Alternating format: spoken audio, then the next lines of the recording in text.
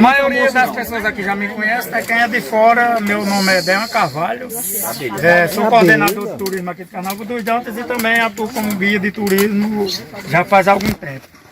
E eu já estive aqui nessa localidade, né, aqui na comunidade Garrotes, e tem muitas vezes até gente que é daqui não sabe, né, que existem essas coisas, como se diz aqui em Carnaval, né, aqui aliás na comunidade Garrotes.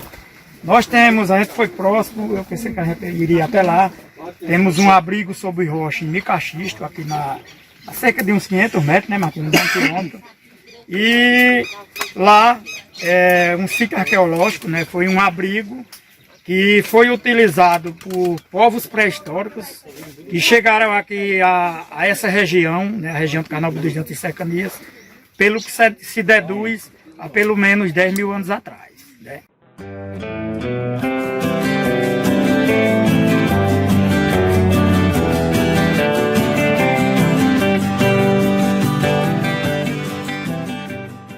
A presença humana aqui, através de estudos arqueológicos, foi constatada.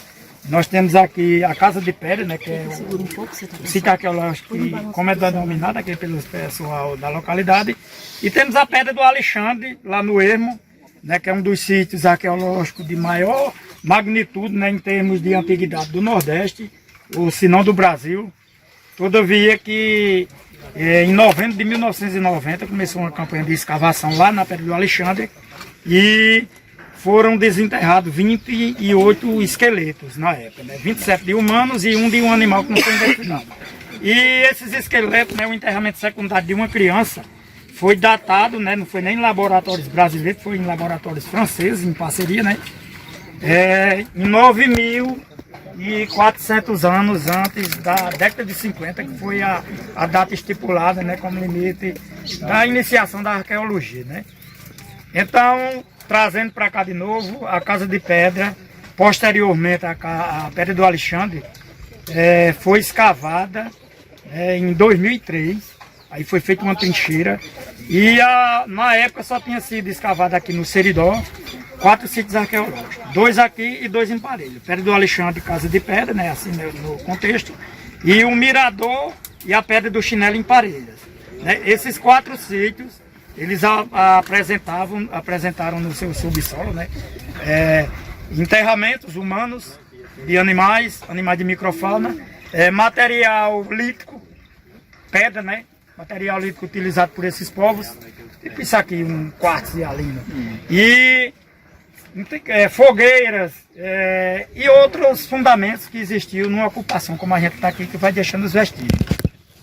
Então, na Casa de Pedra, o pessoal fez uma escavação que não foi total, foi só umas trincheiras, mas encontrou material lítico, né, pedras, e também cacos de cerâmica, que prova, né, assim, uma prova cabal, que aqueles povos, né, há milhares de anos atrás, já se utilizavam, além das ferramentas, todavia que eles não conheciam os metais, né, então eles se valiam das ferramentas de pedra, raspadores, furadores, facas, mãos de pilão, machado, né, as famosas pedras de curisco, que muita gente encontra aí pelos sítios, né? E então na Casa de Pedra só foi encontrado material lítico, cacos de panelas, né? De palanganas, como a gente chama aqui, e pelo que se foi estudado na época, né, o pessoal da equipe, a orientadora foi Ana Marie Pessi, né, de franco-brasileira, e o cara era Mauro Alexandre Faria Fontes, se não me engano. Então eles encontraram o material e a cerâmica que foi utilizada aqui, que a gente, como uma feijoada numa panela de barro, é outro sabor, né? Mas os indígenas que aqui viveram, principalmente os que habitaram a Casa de Pedra, eles não utilizavam as panelas para cozinhar. Eles utilizavam os utensílios de barro apenas para transportar sementes, né, ou algum líquido ou alguma coisa nas suas migrações, né? Todavia que esses povos que aqui habitaram nos primórdios não eram como a gente que tem moradia fixa. Eles eram nômades, né, os caçadores-coletores, e eles viviam perambulando em busca de um melhor lugar para sobreviver, né? Onde entra a parte da agroecologia. Eles viviam do extrativismo, era da caça e da coleta, né? Então, o embuzeto que a gente vê aqui, tem gente que não sabe que tem batatas embaixo, que são chamadas de xilopódios, que pode ser utilizada tanto para matar a sede, em caso de extremo, como também para se alimentar no suporte. Que segura a e é quem segura isso aqui, que faz o embuzete floral de chover, não é isso? É mesmo. Legal. Então esses povos, né, que viveram há milhares de anos, eles, apesar de não ter a tecnologia que a gente dispõe hoje, né, da facilidade de comunicação, essas coisas, mas eles já sabiam, né, já tinham um modo de como sobreviver. E as plantas, né, afora os animais que eles caçavam, era que muitas vezes iam dar essa sustentabilidade nesses povos. As raízes, as plantas medicinais, né, que muitas plantas que têm utilidade, tem gente que nem sabe, mas a maioria das plantas que a gente viu hoje aqui, né, a da caatinga mesmo, todas têm utilidade medicinal. E assim, né, é bem legal saber que esses povos, além de deixar os vestígios lá, nós encontramos gravuras rupestres de pinturas, que é raro em Abriga, geralmente as gravuras são mais em matacões, nas margens do rio. Então a Casa de Pedra, né, muita gente até desconhece da existência aqui de Carnaúba, né? O cara escuta mais falar no Xique-Xique, no Mirador de Parelha, no Poço de Arthur em Acari, umas gravuras, mas a Casa de Pedra foi assim, bem importante no termo de arqueologia, para dar um parecer, né, ao lado da Pedra do Chinelo, de que esses povos já utilizavam a cerâmica, né, como um suplemento no seu dia a dia, né, na vida cotidiana, para guardar os seus mantimentos, né, as sementes. Todavia que a galera, né, esses indígenas, para sobreviver, foi se passando os tempos e chegou outra leva de pessoas, índios agricultores, né, os horticultores, e eles precisavam dessa cerâmica para carregar as suas sementes, que, assim, pelo que foi estudado, os indígenas, os tapuia, né, os tarairiús daqui da região, eles sempre carregavam consigo sementes de fumo, de abóbora, né, de milho, de algumas coisas que no período, quando eles chegavam a época da chuva, né, eles teriam como plantar e dar prosseguimento à vida, né, como se diz. Né, se não fosse isso, né, através dessas escavações, esses estudos, muitas vezes você nem saberia como era que, né, amigo, como era que esses povos faziam para sobreviver. Eu, nas minhas aulas de campo, mocinho, eu sempre acho bom dizer, a vida de hoje em dia que a gente tem, e os avós da gente tiveram, sem as tecnologias, sem as facilidades, né, muitas coisas, e aqueles povos, como era, aqui não, nós temos o imbu já existia, né, mas o maracujá e outras plantas comestíveis, então como era para esse povo sobreviver naquela época, sem a facilidade que nós temos hoje, né? Procurando uma fonte d'água, já que tem um açude artificial que foi feito, naquele tempo eram bojos, olhos d'água, né, e então eu sempre falo para os meninos que hoje em dia eles têm tudo na mão e não valorizam a vida. E naquele tempo, aquele povo que praticamente não tinha nada, né, como eu falei, plantas frutíferas. A minha tem umas mudas aí para dar, mas se você for andar na caatinga para sobreviver de fruta para comer, o maracujá do mato, o imbu, né, tem plantas que a gente desconhece que é comestível hoje, só quem estuda mais a fundo, né, sabe dessas utilidades. Então aqui a região dos garrotes, aqui desde tempos imemoriais, que os caras já andam por aqui, matam planta hoje, mas provavelmente muita gente já sobreviveu, até nem só a Casa de Pedra, como ferramentas líticas encontradas aqui na região, machados de pedra e outras coisas, que provam que esse local, né, era um local que foi bastante habitado por povos. Esse povo, onde é que está hoje em dia? Não, esses povos com processo, não, é claro, né, pode ter. Gente. O povo que na época da colonização, né, a Carnaúba dos Dantas, para quem não sabe, a primeira tentativa de povoamento se deu em 1700, através de Francisco Fernando de Souza, vindo de Pernambuco. No seu embate, né, nos conflitos com os indígenas, que as terras eram deles, eles teriam que defender, então não deu certo esse povoamento. Depois Caetano Dantas Corrêa, e a maioria da galera, José Dantas de Carvalho, tem o nome Dantas, em homenagem a Caetano, em 1740 veio e com a comitiva conseguiu, né, com o intuito de fazendas de gado, né, o objetivo da coroa portuguesa era fazenda de gado aqui na região. Então, esses povos foram sendo minados aos poucos, né, exterminados, alguns aldeados em outros locais, né, em outros municípios, e alguns conseguiram fugir, né, porque o indígena daqui, em certas épocas dos anos, ele ia atrás da castanha do caju e do caju no litoral.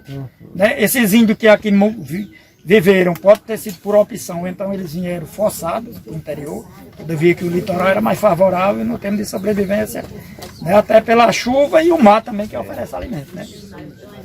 Então esses povos, ainda existe remanescente dos Tarairiús, né, os Tapuias, ou os Cariris, que viviam aqui na Paraíba, em Mamanguape, Rio Tinto, Canguaretama, Goianinha. Então tem alguns, tem os Tupinambá, né, que é os comedores, os potiguaras e os Tarairiús, comedores de trairi, comedores de camarão, que uns habitavam o litoral e os Tapuis aqui.